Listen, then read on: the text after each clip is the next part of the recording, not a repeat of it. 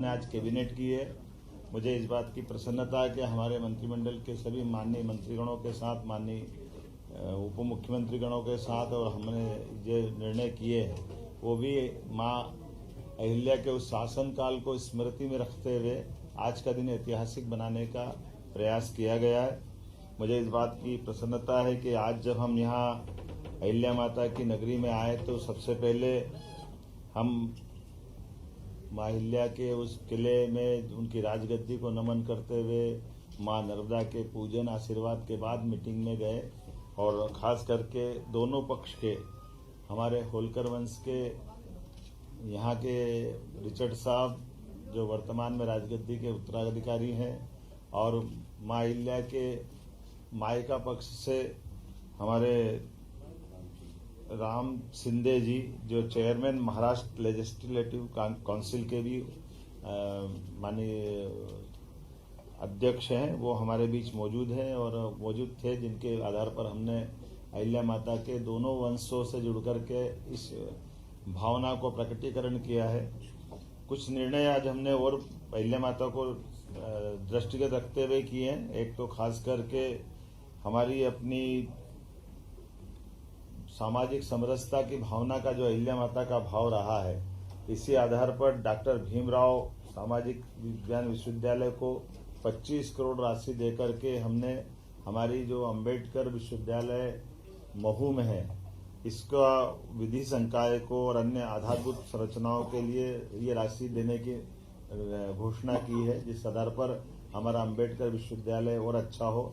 आपकी सबकी जानकारी में रहेगा, डॉक्टर भीमराव अंबेडकर की जन्मस्थली महू है और हमारी सरकार भारतीय जनता पार्टी की पूर्ववर्ती सरकारों ने ही उस स्थान को एक तरह से तीर्थ स्थल के रूप में विकसित किया है। लेकिन उसके साथ साथ वहां के विश्वविद्यालय का भी अंबेडकर जी का चूंकि शिक्षा में बड़ा योगदान है, और आज हमने निर्णय किया कि लॉ में भी उनकी बड़ी भूमिका है, तो विधि संकाय के साथ उसको एक्सीलेंस, सेंटर ऑफ एक्सीलेंस के नाते से भी विकसित किया जाए, इस दिशा में हमने आज निर्णय किया है। कुछ निर्णय और भी किए हैं, जैसे एक निर्णय हमने किया है कि विशेष परिस्थितियों में माननीय मंत्रीगण भी ट्रांसफर कर सकेंगे। इस विषय को आज हमने कंप्लीट किया है। हमारे खास करके विधिवत तो ट्रांसफर पॉलिसी बाद में आएगी, लेकिन इसमें विस्तारित रूप से करने के पहले हमारे माननीय मंत्रीगण अपने विभागों के अंदर सुव्यवस्था स्थापित करने के लिए इस पे काम कर सके। माँ अहिल्या की जब बात कर रहे हैं तो कल्याणी विवाह को भी प्रोत्साहन देने का निर्णय किया है। हमारी विधवा बहनें या परित्यक्ता बहनें अपना पुनर्जीवन एक विवाहित रूप में आगे निकाले, इसलिए मुख्यमंत्री कन्यादान योजना तो चलेगी, लेकिन खासकर हमारी सरकार इस दिशा में कल्याणी बहनों के जीवन को बेहतर बनाने की दिशा में पूरे प्रदेश में इस अभियान चला करके इसमें प्रति विवाह 2 लाख की धनराशि जो हमारी इस योजना का हिस्सा रहेगी, इस पे हम काफी काम करने वाले हैं। खासकर बीच में ऐसे निर्णय तो बहुत सारे हैं, जैसे हमने आज अपने 3 नए जिलों में हमने चिकित्सालय की बात की है, तो पीएम एयर टैक्सी के माध्यम से कल जो आर्गन डोनेशन का बड़ा प्रयोग हुआ है भोपाल में, जहां हमने ग्रीन कॉरिडोर बनाकर जबलपुर से एयर टैक्सियों का उपयोग करते हुए दोनों तरह से ब्रेन और हार्ट ट्रांसप्लांट करने में सफलता पाई है। ये बड़ा निर्णय है।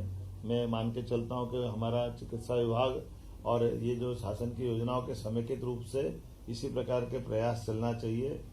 आज एक और निर्णय हमारा किसानों से संबंधित हुआ है। हमारी लोकमाता के जमाने में भी उनने किसानों को कुएं से पानी लेकर के खेती को प्रोत्साहन देने के निर्णय किए थे और बगीचे लगाने के लिए प्रेरित किया है। हमारी सरकार ने भी निर्णय किया कि हमारे अपने किसान जो अस्थायी विद्युत पंप पे अभी हम पे निर्भर रहते हैं, ऐसे लगभग 2 लाख किसानों को 3 हार्स पावर से लगा करके 7.5 हार्स पावर तक 10% की राशि वो देंगे, तो उसको पूरा पंप हमारी तरफ से दिया जाएगा। एक तरह से बिजली फ्री हो जाएगी। ये बहुत बड़ा निर्णय है, जिसके आधार पर किसानों को अपने लिए खुद के सोलर पंप के माध्यम से उनको बिजली की उपलब्धता उनके आत्मनिर्भर बनाएगी। जो किसान या अन्नदाता ऊर्जादाता बने, इस भाव के आधार पर आगे जाकर के हम अपने 30 लाख बाकी स्थायी कनेक्शन वाले हैं उनको भी पॉलिसी बना के आगे की समय डिक्लेयर करेंगे लेकिन अभी अस्थायी पंप धारकों को ये बड़ी मदद देने का आज निर्णय किया है।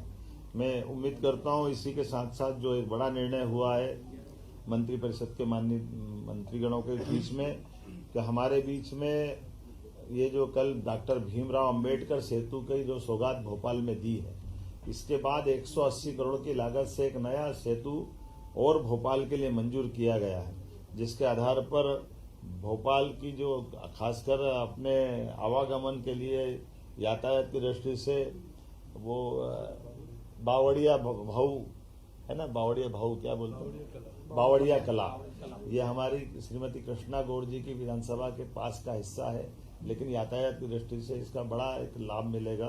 तो कुल मिलाकर के जब ग्लोबल इन्वेस्टर समिट हम कर रहे हैं भोपाल में, तो भोपाल की होने वाली ग्लोबल इन्वेस्टर समिट का भी प्रेजेंटेशन, पावर प्रेजेंटेशन के माध्यम से पूरा माननीय मंत्रीगणों के सामने सीएस और पीएस ने रखा है। जब हमारे प्रधानमंत्री 24 तारीख को पधार रहे हैं, तो 24 और 25 के होने वाली ग्लोबल इन्वेस्टर समिट में वो कैसे सफल हो, सब विभागों का तालमेल कैसे हो, हमारा राज्य लाभान्वित कैसे हो, ऐसे अलग अलग प्रकार की और 25 से ज्यादा नीतियों को भी ला करके हमने आज कैबिनेट में 2 नीतियों से शुरुआत की।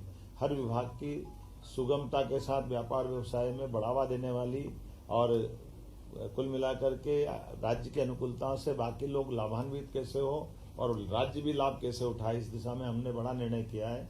आज ये गेमिंग से लेकर के एक और खास करके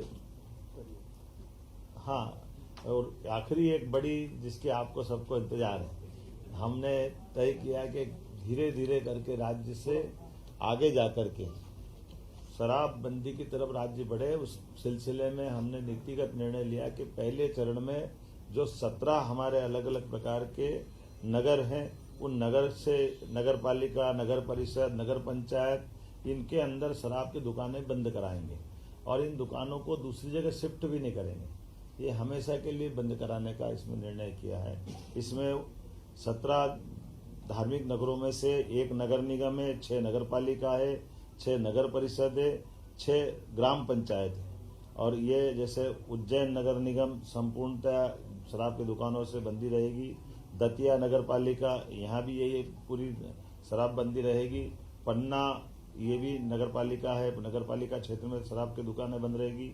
मंडला नगर पालिका, मुल्ताई नगर पालिका, मंदसौर पशुपतिनाथ की नगरी, ये भी इसी प्रकार से इनके साथ बंद रहेगी।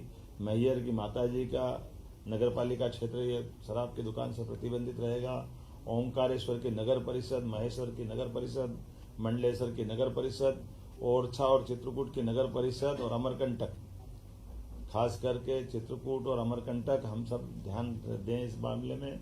ये हमारी धार्मिक आस्था के वैसे सभी केंद्र हैं, ये सभी नगर परिषदों में हमने शराब की इसी नीति के आधार पर दुकानें बंद करने का निर्णय किया है।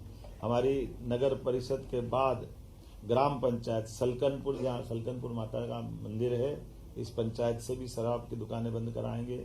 बरमान कला ग्राम पंचायत, लिंगा ग्राम पंचायत, बरमान खुर्द ग्राम पंचायत, कुंडलपुर ग्राम पंचायत और बांदकपुर ग्राम पंचायत, ये ग्राम पंचायतों से भी हम शराब की दुकानें बंद करेंगे। आपकी जानकारी में रहे कि मां नर्मदा के तट के दोनों तरफ के 5 किलोमीटर के दायरे में शराबबंदी की जो पूर्वत पॉलिसी है, उस पॉलिसी को भी हम जारी रखेंगे। इस पॉलिसी में कोई बदलाव नहीं आएगा। कुल मिलाकर के प्रदेश भर से जो मैंने आपके बारे में बताने का प्रयास किया है कि हम ये शराबबंदी का हिस्सा चलेंगे। एक मुख्य कारण यहाँ की बैठक करने का और भी था, कैबिनेट की बैठक का, जो नारी सशक्तिकरण की दिशा में हमारे यशस्वी प्रधानमंत्री की जो भावना है, गरीब, महिला, किसान और युवा, ऐसे में युवा और किसान की पॉलिसियां हमने मिशन मोड में पिछली कैबिनेट में लाए थे।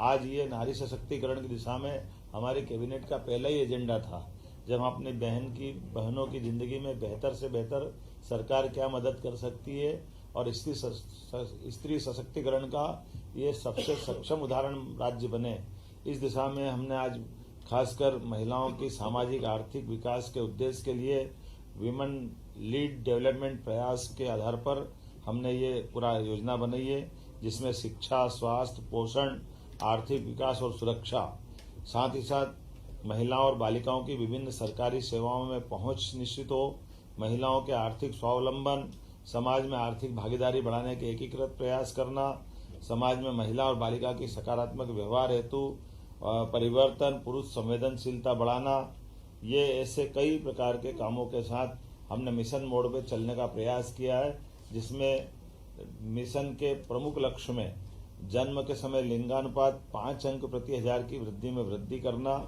बालिकाओं की 10 और उससे अधिक वर्षों की स्कूली शिक्षा में 5% की वृद्धि करना, मातृ मृत्यु दर में 10 अंकों की कमी लाना, महिलाओं के विरुद्ध अपराध में 5 अंक की कमी लाना, बाल विवाह में 5% की कमी लाना, महिला श्रम भागीदारी 3% की कमी लाना और मिशन के प्रमुख घटक में स्वास्थ्य और पोषण, शिक्षा और जीवन कौशल, आर्थिक स्वावलंबन, सुरक्षा और संरक्षण, संवाद से व्यवहार परिवर्तन इत्यादि कई प्रकार के ये मिशन मोड के प्रमुख घटक हैं। उम्मीद करेंगे नारी सशक्तिकरण की दिशा में यशस्वी प्रधानमंत्री श्रीमान नरेंद्र मोदी जी की भावना के अनुसार मध्य प्रदेश अपने बहनों की जिंदगी को बेहतर करने के लिए योग्य भूमिका निभाएगा।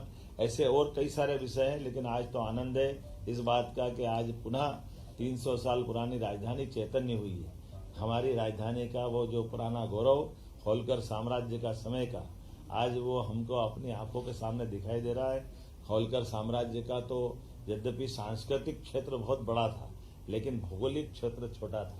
लेकिन आज पूरे प्रदेश को लेकर के सारे निर्णय हमने दूरगामी दृष्टि से यहाँ लिए हैं। तो माँ अहिल्या माता का भी और माँ नर्मदा का आशीर्वाद भी हमारे साथ है। इस गौरवशाली क्षण में आप सब साक्षी बने। मैं प्रदेशवासियों को, देशवासियों को बधाई देना चाहूंगा, जिनके माध्यम से पूरा काम।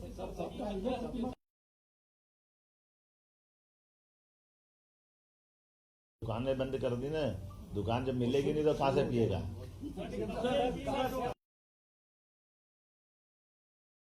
ये तो घोषित रूप से बोला हमने। आप प्रसाद ले जाओगे ना। देखो, परिसीमन आयोग हमारा काम कर रहा है। परिसीमन आयोग अपने भविष्य की दृष्टि से जिले, तहसील, संभाग और ग्राम पंचायत तक का विचार कर रहा है। तो वो परिसीमन आयोग की रिपोर्ट आने के बाद इस सब बारों में निर्णय इसी ये बजट सत्र के समापन के साथ। और हम उम्मीद करेंगे कि जहां जहां भी हमारी ये घटना जहाँ शराबबंदी हो रही है, वहाँ की बहनों के और धार्मिक संगठन के, बड़े पैमाने पे सामाजिक संगठनों के सबके फोन, समाचार, इतनी उत्साह उमंग है कि ये हमारे लिए इस जो नीतिगत निर्णय हमने लिया है, हमको लगा कि ये निर्णय वाकई में बहुत जनता के दिलों को छूने वाला है।